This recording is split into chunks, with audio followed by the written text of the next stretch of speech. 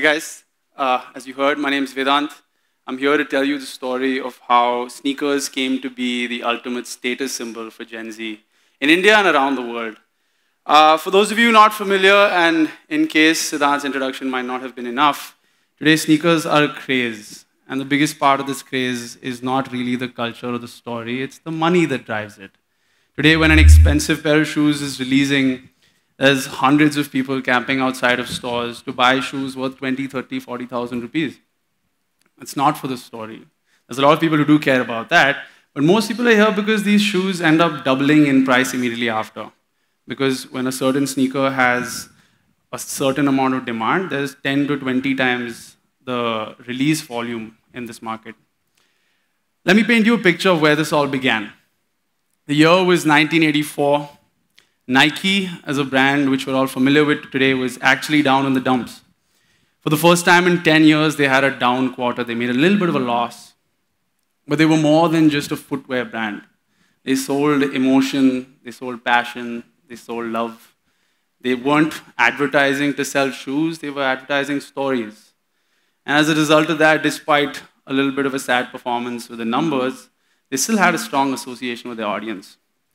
About the same time, there was a certain athlete in the rookie phase of his career with the National Basketball Association, which I'm sure is a name we're all familiar with, Michael Jordan, who's absolutely crushing it.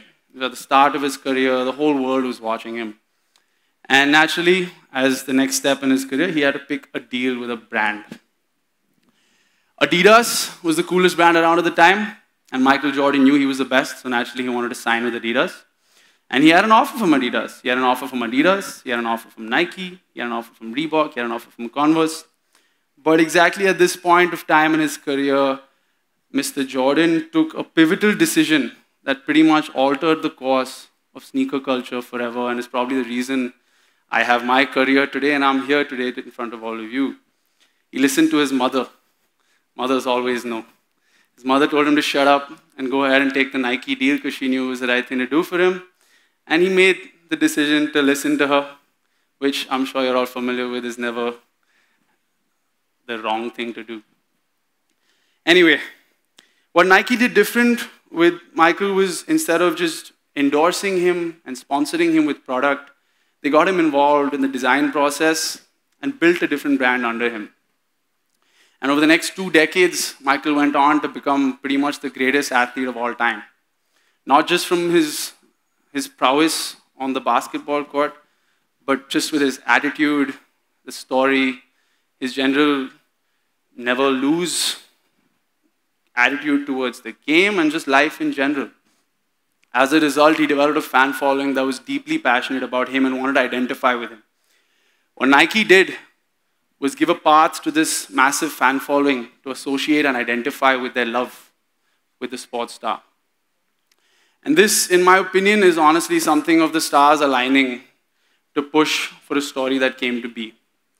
What Nike expected with Jordan was about $3 million of sales in the first 4 years of their association.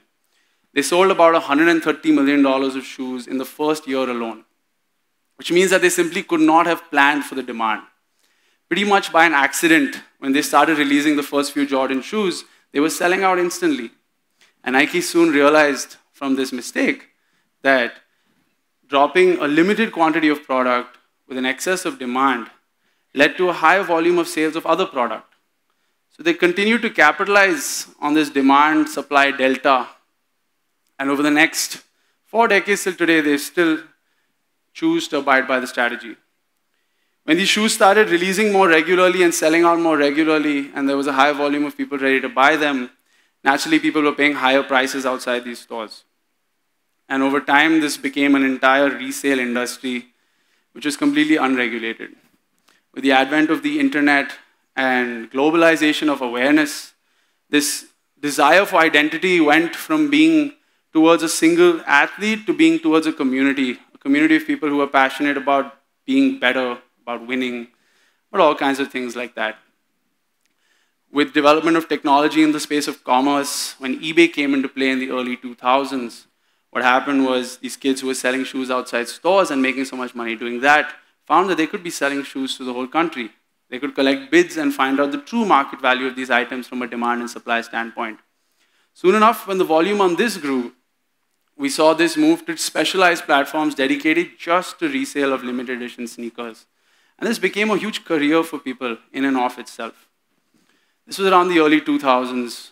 Towards the end of 2010 and 12, StockX came to be, which was a resale market dedicated exclusively to limited edition sneakers. Around this time, India had almost nothing when it comes to shoes. It was pretty interesting because you'd think a country so big on idol worship and their love for every single person who's successful in this country, from Shah Rukh Khan to Sachin Tendulkar, would lead to development of this culture here too.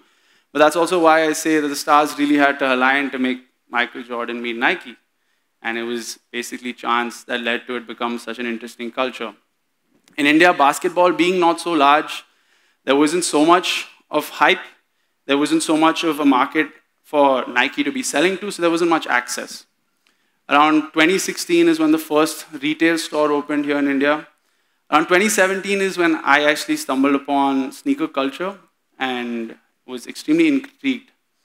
I did a lot of research. I mean, I was browsing Instagram, but research now. And I felt like I was diving down this rabbit hole of something new. And when I looked up, there was none of it around.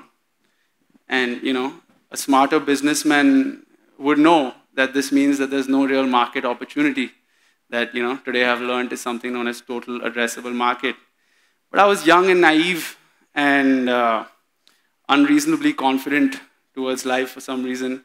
And I thought to myself that as a team, we could build this market in India.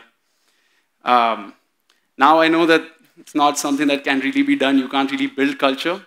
But this chance that we took ended up proving well for us because we got lucky. Over the next few years, Indian market just happened to grow. And we looked like visionaries. And we looked like early movers and one of the first players in this industry. Today, we've managed to build 2 retail stores, one in Delhi and one in Bombay. We're a team of about 30 people working hard to basically just sell as many shoes as we can and to enable more and more people in this aftermarket to buy and sell shoes more easily and make money off of it. There are people from our seller network who are now buying cars and paying for their education and things like that, and it's one of the most fulfilling things in the world to us. But more than that, these last few years building this business has taught me about status in India, in the world, with human beings as animals living in society. It's pretty unique, right? As human beings, we want things that other people don't have, but then we also want things that other people don't have but know about, and then we want things that certain other people have. It's weird. It's really weird. But sneakers over time stood for a very interesting form of status derivative, especially in India, because they held value, and they also gave you a certain amount of status. To me, this almost looked like gold or property, right? Indians love gold. You hear families over several generations putting all of their money into buying gold. Why is it? It's because it holds value. It goes up in price over time, so your money's not really going anywhere. And you get to wear it at a wedding and show everybody how much gold you have. Which is why luxury segment in India wasn't growing as fast, because most of products in that space are more expense-driven. When you buy them, they're immediately worth nothing. But shoes had this very unique position where there were the wealthy people in the country who wanted to buy the expensive, exclusive shoes and show everybody that they're wearing the nicest shoes in the room. But then we've also seen 17-year-olds and 18-year-olds and 19-year-olds save up 5, 10, 20,000 rupees and take that to being 15, 20, 30 lakh rupees. It's interesting because the amount of people who can consume space like this goes across several classes. The status that it gives is translatable across several communities while still being exclusive and still being, cool. At the end of the day, everybody just wants to be cool. And that's pretty much how this has played out till today. Over the last 30, 40 years, the way I look at it, everything from Michael Jordan meeting Nike, his mother being so stern and strict with him, Veg Non-Veg launching in India, us learning about sneaker culture. Each of these things has been, honestly, just the stars lining up to get us to where sneakers are today in deriving status and ultimately becoming the single greatest status derivative for Gen Z in India. Thank you guys. I'm Vedant. Nice being here. See you around.